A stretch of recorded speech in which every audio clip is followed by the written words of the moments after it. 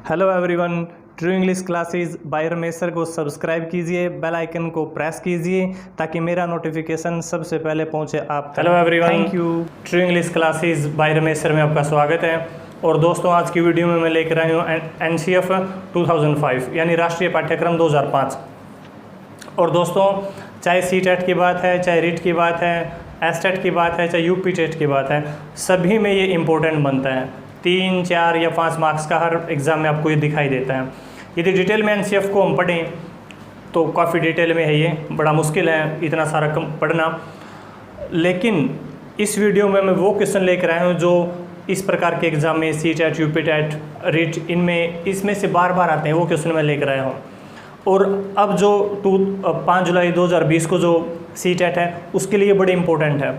तो वीडियो को लास्ट तक देखिए, छोटी सी वीडियो है, 3 या 4 मार्क्स आपके देखते ही कंप्लीट हो जाएंगे। तो लीजिए शुरू करते हैं आज की वीडियो।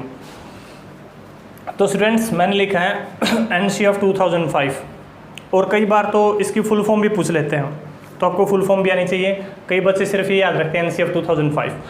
तो नेशनल करिकुलम फ्रेमवर्क, ये आपने याद रखना है। नेशनल करिकुलम मतलब पाठ्यक्रम। नेशनल करिकुलम फ्रेमवर्क 2005 आपने याद रखनी है, इसकी फुल फॉर्म इंपॉर्टेंट है। आपको पता होना चाहिए हिंदी में भी क्या कहते हैं। यदि आप हिंदी मीडियम स्टूडेंट्स हैं तो जो पेडागोजी आप हिंदी मीडियम में आते हैं तो इन वर्ड्स का आपको पता होना चाहिए। राष्ट्रीय पाठ्यचर्या की रूपरेखा 2005, ये इसको हिंदी में बोलते हैं, ये इंग्लिश में है, ठीक है। और ये मेन चीज़ें मैं इस वीडियो में लेकर आया हूँ। छोटी सी वीडियो है, ज़रूर देखना है लास्ट तक। 3 या 4 नंबर इसमें से आपके कंप्लीट हो जाएंगे। आगे इसमें मैंने लिखा है इसकी जो उत्पत्ति है, इसका जो अराइज है, कहाँ से निकली है। टैगोर, रविंद्रनाथ टैगोर का निबंध है, ऐसे है, सभ्यता और प्रगति, सिविलाइजेशन एंड प्रोग्रेस। इंग्लिश में भी साथ में बता रहा हूँ मैं, क्योंकि ये जो NCF 2005 है ये आपको पेडागोजी में भी दिखाई देगा, मैथ्स में भी आ सकता है, इंग्लिश में भी आ सकता है, ठीक है। ये नहीं है कि ये सिर्फ पेडागोजी में, किसी अन्य सब्जेक्ट में भी आ सकता है, इंग्लिश में भी आ सकता है। तो आपको पता होना चाहिए सिविलाइजेशन एंड प्रोग्रेस एक ऐसे है, किसका, रविंद्रनाथ टैगोर का, उससे इसकी उत्पत्ति हुई है NCF 2005 की, ठीक है। रविंद्रनाथ टैगोर याद रखना है। निबंध का नाम जो ऐसे है, सिविलाइजेशन एंड प्रोग्रेस, वो भी आपने याद रखना है। दूसरी जो इसमें इंपॉर्टेंट बात है, इसमें किस चीज़ पर जोर दिया गया है, बाल केंद्रित शिक्षा पर जोर दिया गया भाई, चाइल्ड सेंटर्ड, बहुत इंपॉर्टेंट चीज़ है ये। पेपर में ऑप्शन में होगा,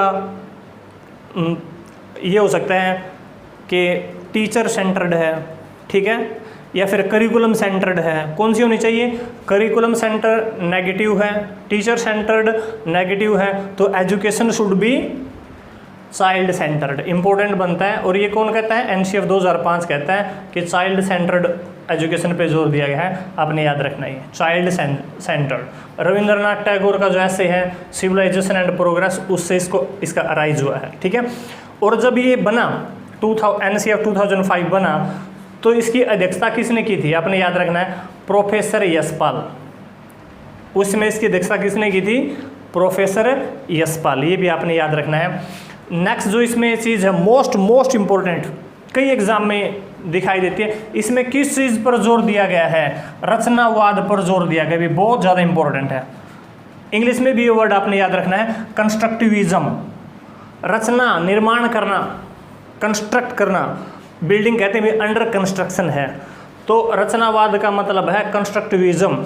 कैसे, जैसे बच्चे को फ्री छोड़ दिया जाए कि भी आपने इस चीज़ पे कुछ भी करो, आप वो गलतियाँ करे, लेकिन टीचर थोड़ा गाइड करता रहे, थोड़ा उनको कुछ बताता रहे, बाकी उन्होंने खुद कंस्ट्रक्ट करना है।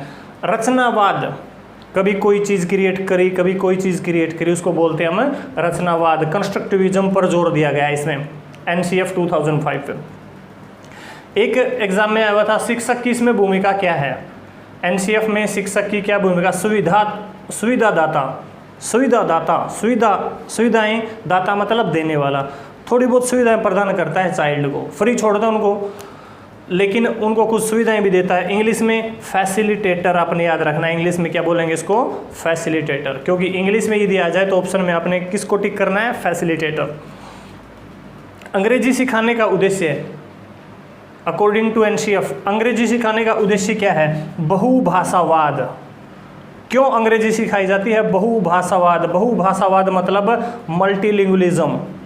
मल्टी, आपने मल्टी नाम सुना होगा, बहु, ज़्यादा, और लिंगुअलिज्म लैंग्वेज से रिलेटेड है, भाषा। तो मल्टीलिंगुअलिज्म मतलब बहुभाषावाद पर इसमें जोर दिया जाता है। कब? जब अंग्रेजी सिखाई जाए। और इसमें करके सीखने पर जोर दिया गया है, रटना नहीं है, ठीक है।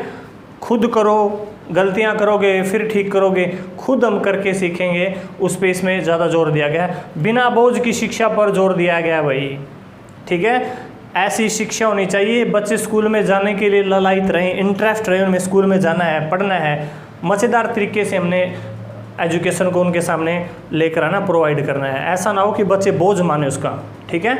बर्डन फ्री, इंग्लिश में बोले तो education should be burden free, बिना बोझ की एजुकेशन उनके लिए होनी चाहिए। नेक्स्ट जो इसमें चीज़ है, मातृभाषा में शिक्षण कार्य देना। नेटिव अपनी जो लैंग्वेज है उसमें पढ़ाया जाना चाहिए, ताकि जो बच्चे हैं उन अपनी भाषा के द्वारा उनमें सुविधा रहती है, मज़ा आता है उनको पढ़ने में, और ज़्यादा सीखते हैं वो कम टाइम में। तो मातृभाषा के द्वारा शिक्षण पर भी एनसीएफ में जोर दिया गया है। अगली जो बात है, रटंत प्रणाली पर जोर नहीं होना चाहिए। रटंत प्रणाली से मुक्ति, क्योंकि इसमें किस पे जोर दिया जाता है? करके सीखना। तो रटंत प्रणाली है वो लंबे समय तक कारगर नहीं रहती, तो इसमें रटंत प्रणाली पर जोर नहीं दिया गया है, मुक्ति चाहिए उससे। और इसमें राष्ट्रीय मूल्यों के प्रति आस्था, नेशनल जो वैल्यूज़ हैं उनके प्रति आस्था बढ़ाई गई है, जैसे नैतिकता पर जोर देना, देशभक्ति पर जोर देना, ठीक है। इस प्रकार के मूल्य बच्चों में पैदा किए जाने चाहिए अकॉर्डिंग टू एनसीएफ 2005। पुनर्बलन बहुत इंपॉर्टेंट है भाई। पुनर्बलन का प्रयोग, पुनर्बलन मतलब रेनफोर्समेंट। क्या होता है रेनफोर्समेंट? एक क्लास में टीचर ने कोई क्वेश्चन किया, कुछ बच्चे खड़े हो जाते हैं आंसर देने के लिए, कुछ नहीं खड़े होते, उनको भी प्रोत्साहित करना, चाहे वो गलत ही आंसर दें लेकिन उनको प्रोत्साहित करना, ताकि धीरे धीरे वो भी क्लास में पार्टिसिपेट, औरों के इक्वल पार्टिसिपेट कर सकें। और एक इसमें मैंने लिखा नहीं है, सज़ा पुरस्कार, पनिशमेंट और जो रिवार्ड है वो भी बैलेंस होना चाहिए उसका। ये नहीं कि हर रोज़ इनाम, हर रोज़ इनाम, तो फिर बच्चों में कहीं लालच क्रिएट हो सकता है उसके।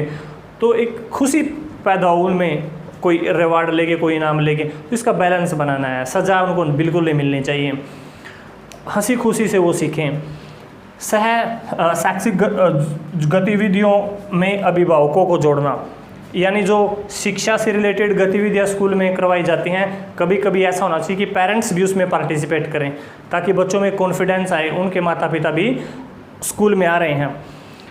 और इसके अलावा एक इम्पोर्टेंट बनता है मूर्त से अमूर्त। आपने सुना होगा, मूर्त से अमूर्त का मतलब है concrete to subtract, abstract, sorry, concrete to abstract, मूर्त से अमूर्त की ओर, ठीक है, ज्ञात से अज्ञात की ओर, नोन टू अननोन। ये जो मेथड हैं, किसके लर्निंग जो मेथड है, ये तरीके, इन पर ज़्यादा से ज़्यादा जोर दिया जाता है एनसीएफ 2005 में। किसमें? मूर्त से अमूर्त, यानी concrete to abstract, unknown, known to unknown. ये जो लर्निंग मेथड है, इन पे ज़्यादा से ज़्यादा जोर दिया जाता है, किसमें? एनसीएफ 2005 में। तो ये चीज़ें हैं, वीडियो पॉज करके भी आप देख सकते हो। ये जो चीज़ें हैं, इनमें से ही 3 या 4 मार्क्स आपके कंप्लीट हो जाएंगे। कुछ मैंने इंपॉर्टेंट बताए हैं, जैसे रचनावाद था, टीचर की भूमिका थी, ठीक है, और ये बहुभाषावाद। तो ये सारे इंपॉर्टेंट मैं आपके लिए लेकर आया हूँ। छोटी सी वीडियो लेकिन बड़ी इंपॉर्टेंट है।